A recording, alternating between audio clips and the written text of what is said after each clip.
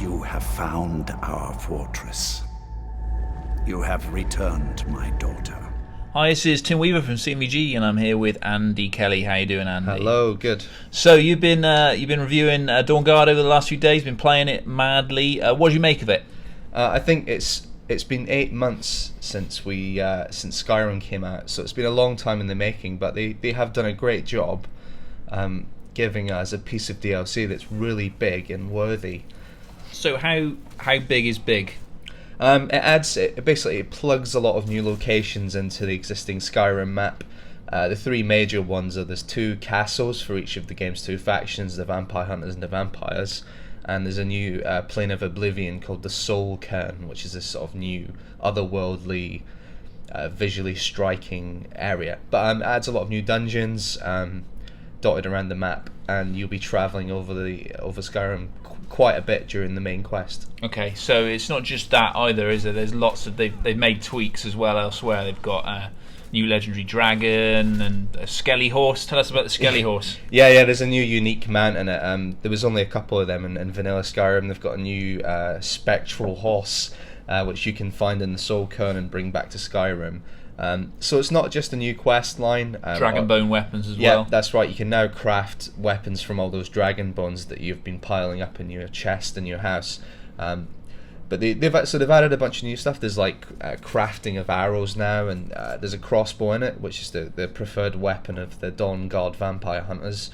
You can craft bolts for that with magical properties. So it has added a lot of stuff that you can use outside of the Dawnguard quest. Lord Harkin, we got a glimpse of there, who is Mr. Big in terms of vampires. Yeah, the whole story is he's trying to destroy the sun. Of course he is. Yeah, because he's a vampire. I mean, that is an incredibly ambitious plan. Yeah. So as a vampire, you can either join his coven and help him blot out the sun, or you can join the Dawnguard and stop his group from achieving a nefarious goal. A lot of the story is shared, and depending on what faction you choose, you'll be doing a lot of the same quests.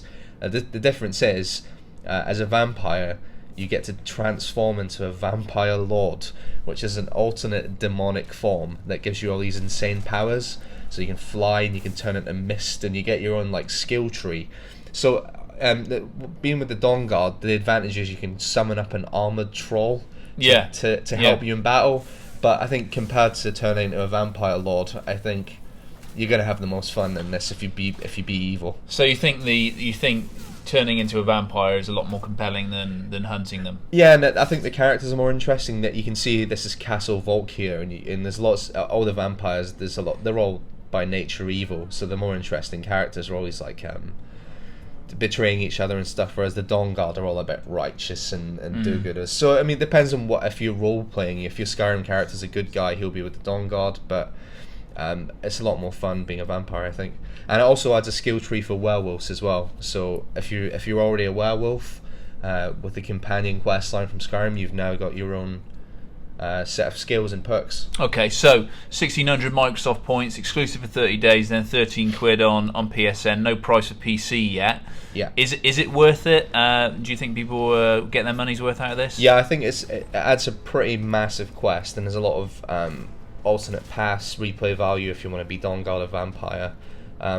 It's definitely worth it, but it is just more Skyrim. It doesn't radically alter the gameplay in any way. It's just more great content for the already massive RPG. The Elder Scrolls will be mine.